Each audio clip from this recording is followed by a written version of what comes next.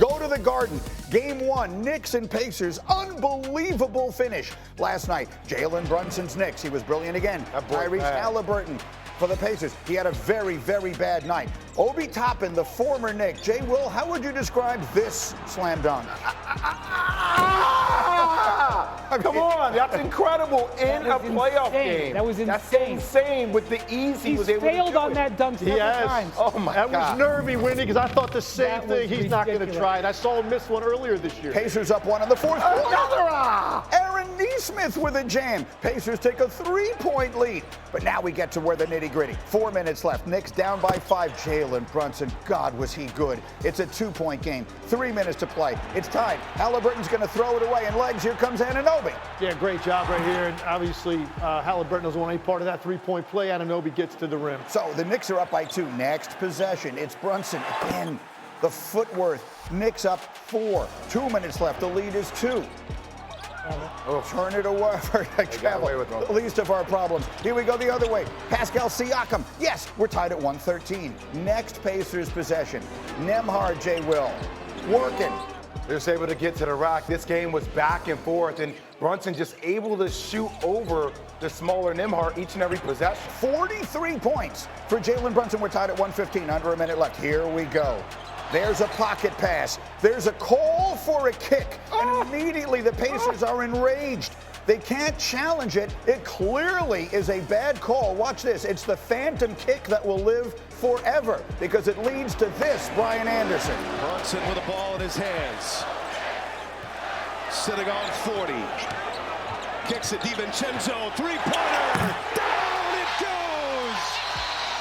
Dante DiVincenzo puts the Knicks up 3.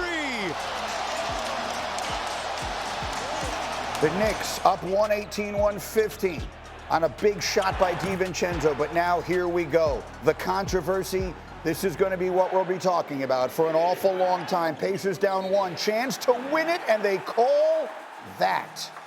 The screen on Miles Turner. Indiana would challenge. The call would stand because perhaps by the letter of the law, it is a good call. But that doesn't mean it isn't also an absolutely terrible call that we'll spend the morning talking about. Brunson with 43. The Knicks with a big win in Game 1. And Rick Carlisle with a lot of thoughts after. Yeah, I don't want to talk about the officiating. We're not expecting to get calls in here. You know, it'd be nice if they laid off that one, but they didn't. So, you know, that's just the way it goes.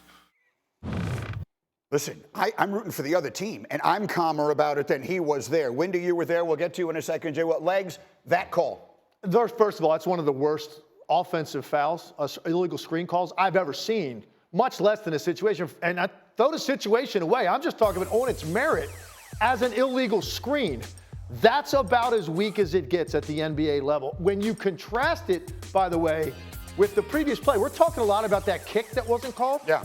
5 seconds before that happened, Dante DiVincenzo sets a screen at half court, basically a 2-arm body block to try to free up Jalen Brunson. I mean, you're talking about, like, there's no comparison on the 2 screens.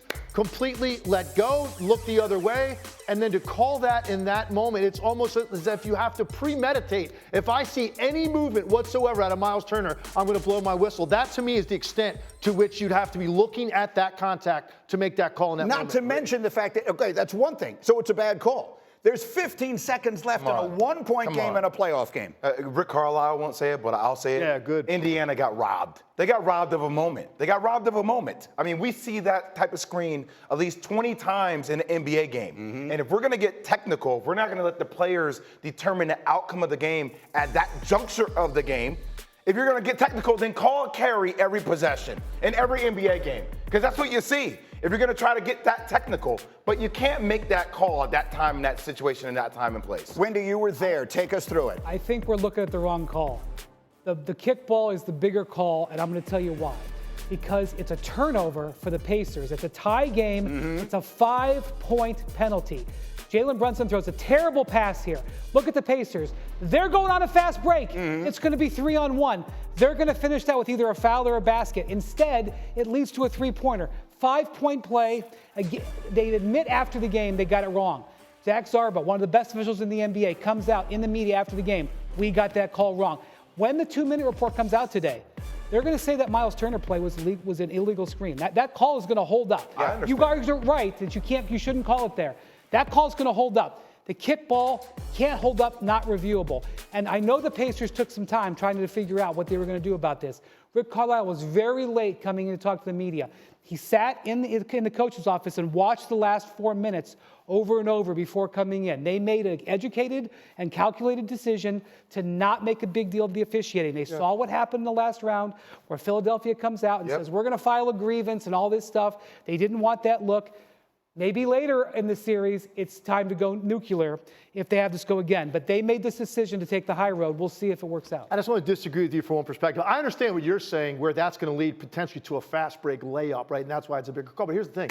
In real time, I thought it was a kick too, right? So the refs missed it. It's not reviewable. You got to live with that. That illegal screen call, that's going out of your way to inject yourself into a situation where you don't need. And here's why it's such a big deal to me. There's not a single person in that building, including Tom Thibodeau and that entire coaching staff and every player in the Knicks, who's going to have a problem with that not being called. Correct. That's where I have such a problem with. As a player, Donte DiVincenzo, give him credit, man. You took a big chance. That's a flop. Selling out on that and flopping to that extent, because if they don't call that, you're playing 5-on-4 for a second with Miles Turner slipping to the rim, and you could be compromised where you give up a wide open shot. So he took a huge risk. Yeah.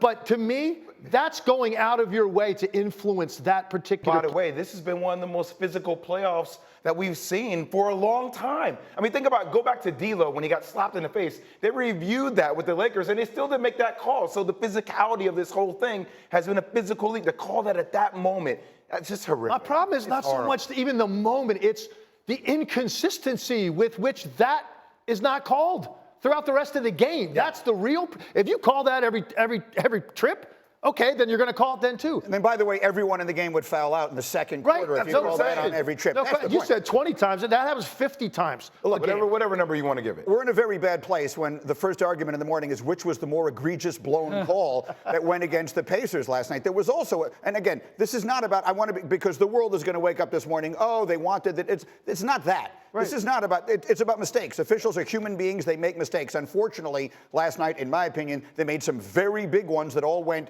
generally in one direction. There was one that they reviewed on a foul against the Knicks that they overturned. Stan Van Gundy almost jumped out of the booth on TNT. I don't know what they're watching, but anyway, we can watch this again. You have that one too? I mean, just for the heck of it. I mean, they decided that this on Brunson here is not a foul. It was called a foul.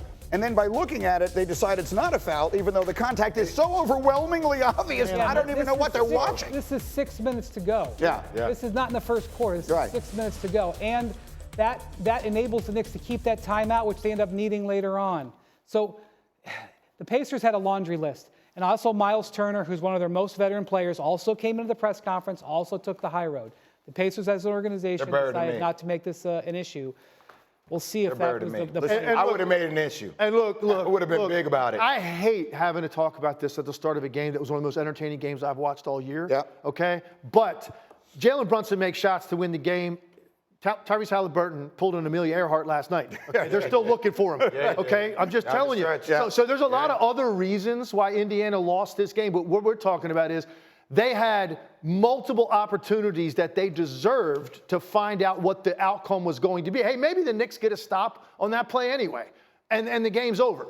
Right? They still win the game. Maybe, but we're never going to know. And that's the shame of it, because it was such a thoroughly entertaining game with so many big plays made. It's a startling call. I mean, I'm still sitting here, and again, full disclosure, I'm rooting for the Knicks. I'm born and raised in New York. I'm happy that they win, but that is an unimaginable call to make in that moment of the game. I disagree with you that it's not just so much. I think the moment is the biggest part of it, which is to say, you're going to make that call 1 out of every 50 times. Okay, I'll live with it. I get that it's inconsistent, but inconsistency is also part of it. These are human beings. You know the situation in the game. You know this is the possession that's going to decide it. It's 1 point with 15 seconds. One team is going to win and one team's going to lose based on what happens right now. Okay, but that's when you blow the whistle. My point to you is this. Okay, what if 2 minutes earlier, because Jalen Brunson gets 100 ball screens a game? What if 2 minutes earlier the exact same amount of contact was called? No, I get it. The Knicks? It's That's bad. my point. Right. You either call it every time or you don't.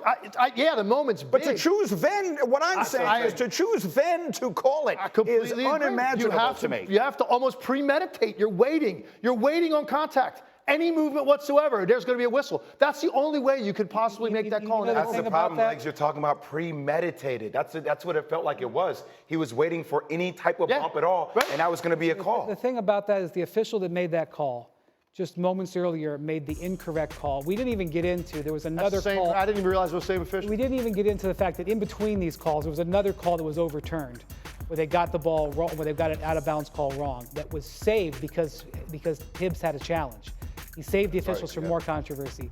The same referee that made that missed call makes that snap call there. And I mean, that's what's so surprising. He has just made a mistake, and he makes another call right on top of it. That was one of the things that surprised me. By the way, I hated the illegal screen call in the Women's National Championship game, too. That was 10 times more egregious than the contact on this play. That's right. You're talking about the semifinal game, the Connecticut. You're talking about Connecticut against Iowa, the semifinal game, where the illegal screen is called against UConn. Paige Beckers doesn't even get a shot off because 100% right. And there was infinitely more illegal movement on that play, and I didn't want that called either. And by the way, I want to be on the record here.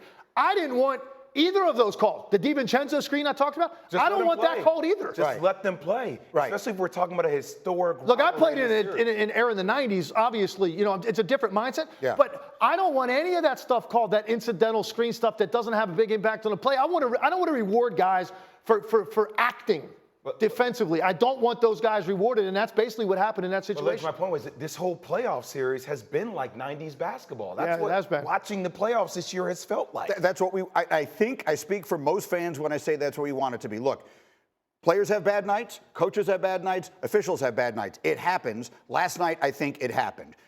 We have much more on that game. That being said, Jalen Brunson is. Yeah, we got to celebrate him. We got to get to all of that.